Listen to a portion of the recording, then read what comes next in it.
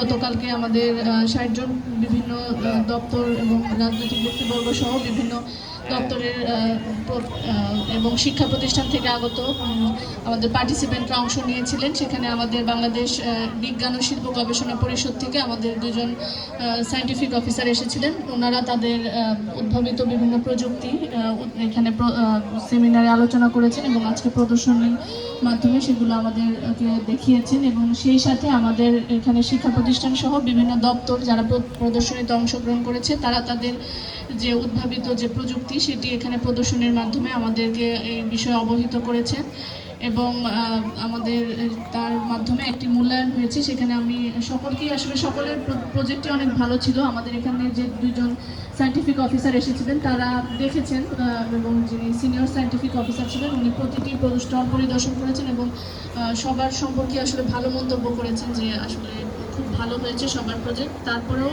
আমাদের প্রথম দ্বিতীয় তৃতীয় নির্ধারণ করতে হয় যাদেরটা একটু বেটার হয়।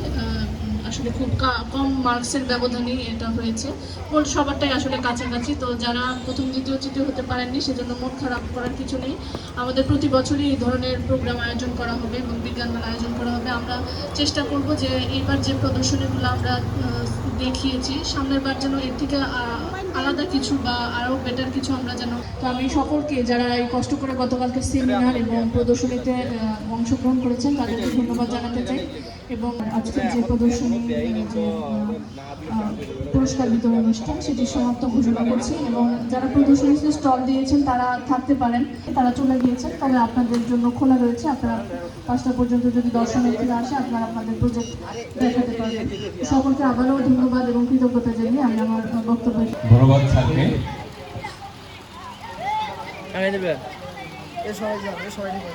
কি তোমরা কি সেকেন্ড হয়েছো? অভিনন্দন তোমাদেরকে, ধন্যবাদ। তোমাদের প্রজেক্ট কি ছিল? আদর্শ শহর। ভালো, তোমাদের আইডিয়া খুবই সুন্দর।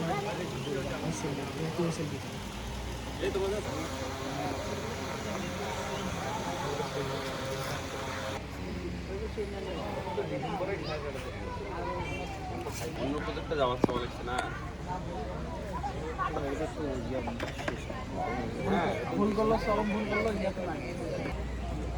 ভালো আসছেন আপনারা? ভালো আছেন?